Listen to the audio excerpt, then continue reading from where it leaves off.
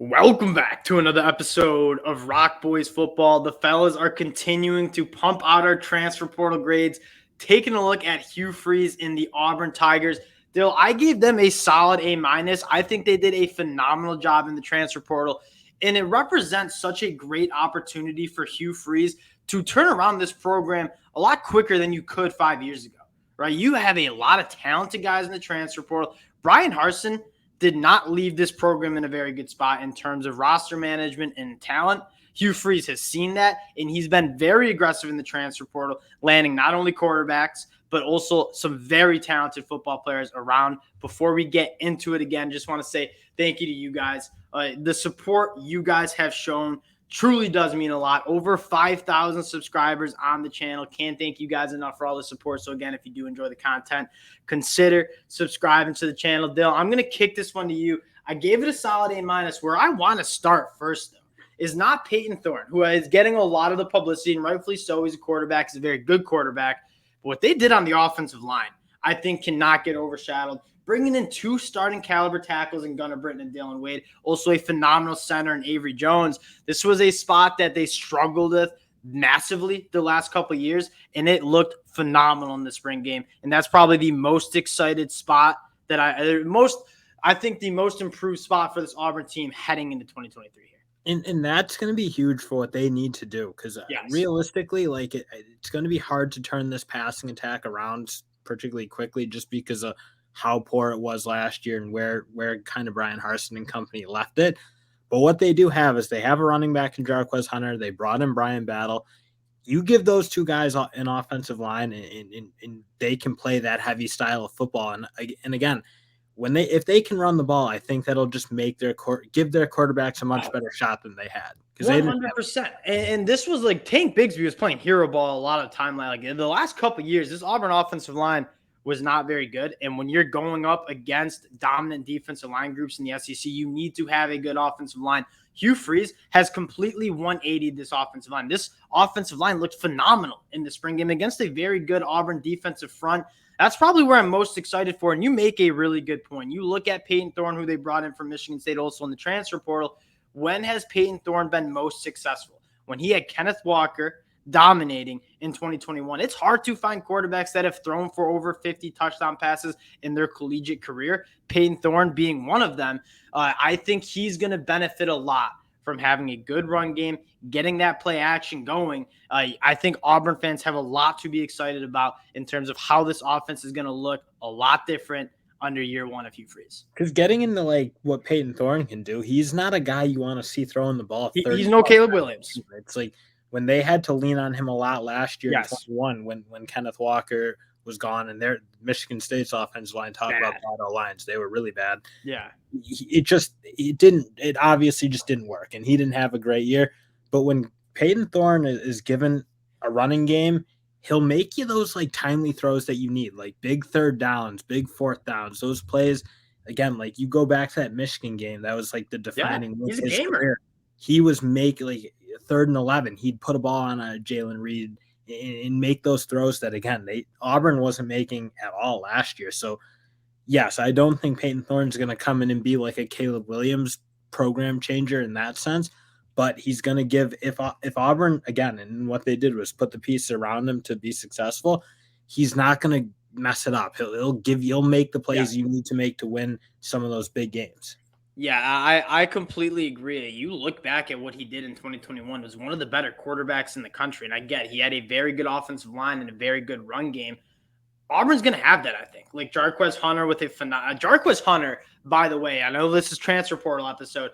Jarquez Hunter is going to be one of the better running backs in the country. I don't think he gets talked about nearly enough because of Tank Bigsby and how good he was. Jarquez Hunter is about to take college football world by storm.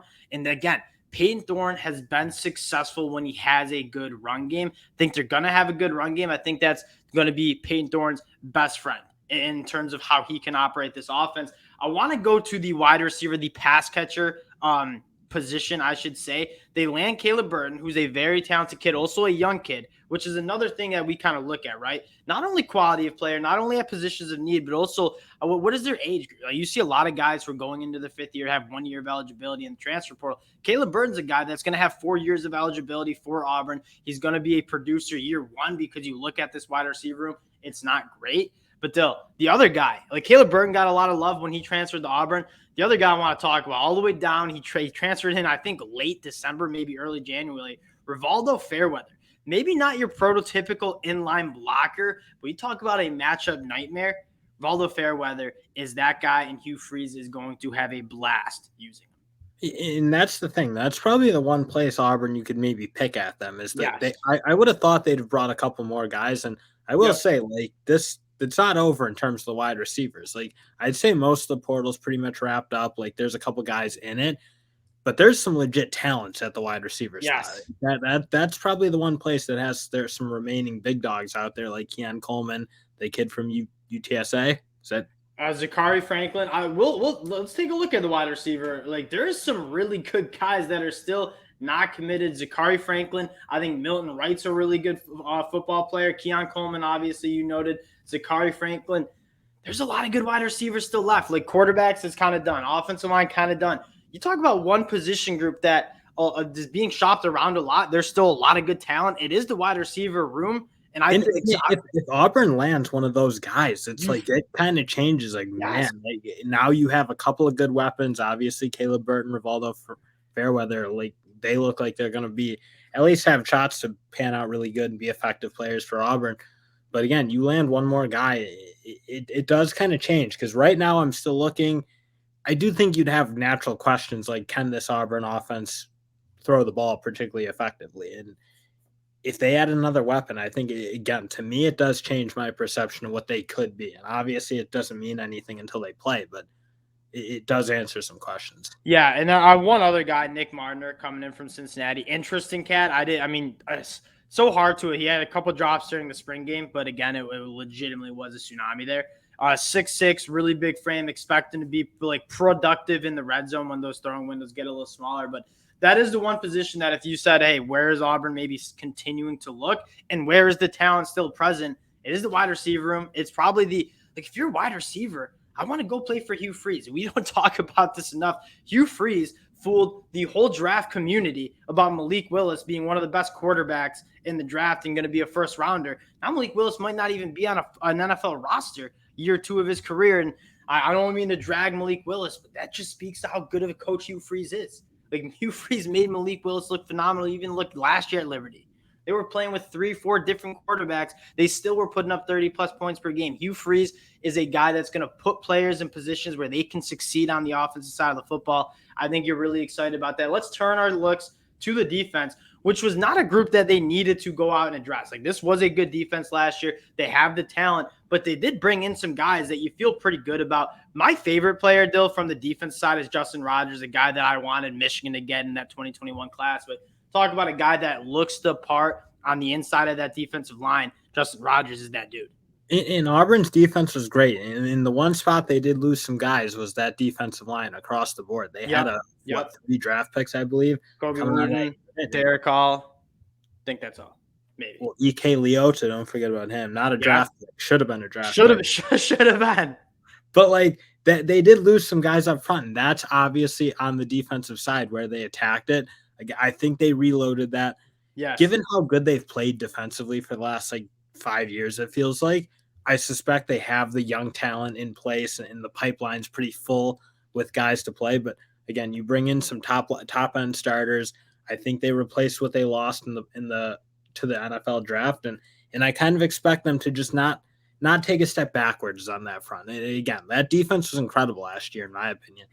I think it's such a hard job for that defense to play opposite of the Brian Harsin offense. Like your offense are going 3-0, punting the football away. You're playing so many snaps on the defense side of the ball. In terms of putting up numbers, it's a hard thing to do. That Auburn defense was a lot better than it showed up on paper. I'm with you. I kind of expect that Auburn defense to be solid. I think the big storyline is the offense. I want to talk a little bit just about the future now. We're kind of going away from the transfer portal. We gave her a grade A-. I think they did a very solid job. I'll say one knock real quick.